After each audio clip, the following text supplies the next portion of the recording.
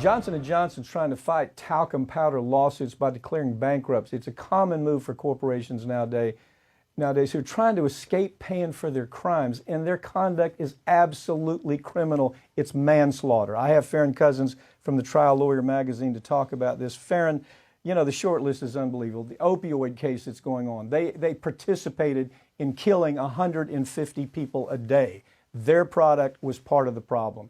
Their shareholders have sued them time and time again for fraud, for bribery of foreign officials, for phoning up clinicals, making stuff up, just completely changing.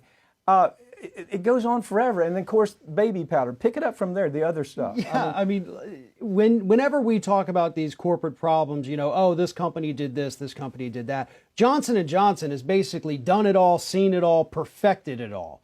And that's what we're looking at here, and especially with these talcum powder lawsuits, where you've got these fibers in there, the asbestos fibers. The company knew this was happening. And instead of doing anything about it, they came up with deceptive marketing practices where they targeted, you know, minority women in poor neighborhoods. You know, that is a huge part of this.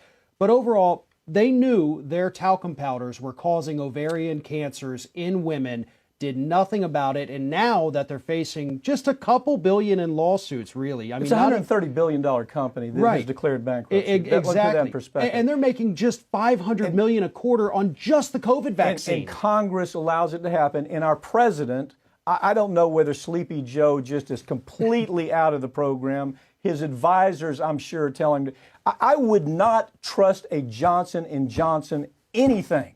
I've been to trial with them. I've seen how they phony up clinical data. It's like just part of their culture.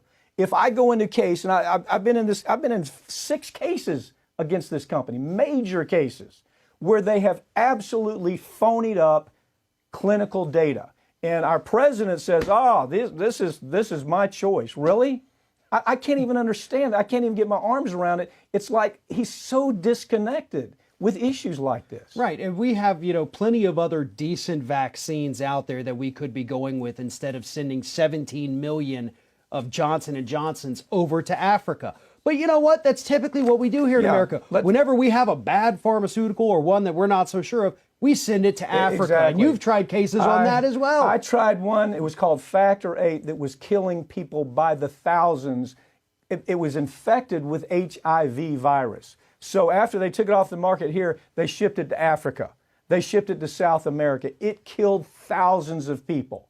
This is just not look, I told my entire family, do not get Johnson & Johnson.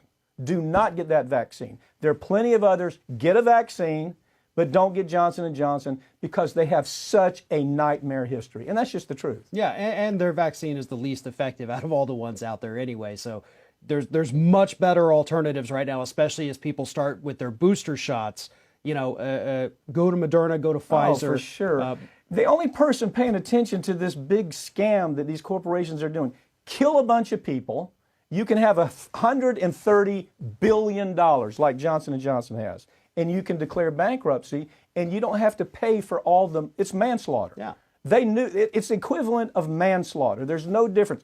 These cats should be locked up, not declaring bankruptcy and trying to avoid their liability. But you know what? It's business as usual in America.